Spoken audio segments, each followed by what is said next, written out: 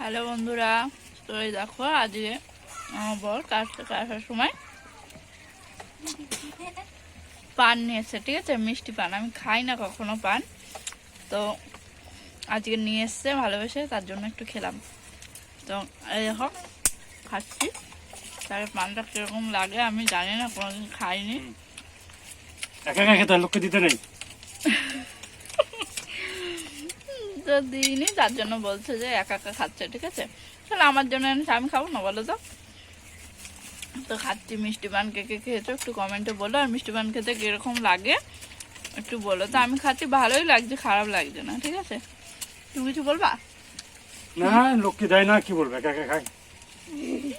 দিইনি, তার জন্য বলছে। ঠিক আছে, টাটা। আর আমার তো কিরকম পান লাগে খেলে অম্বল হয়ে যায়। তুমি সব কি বলছে?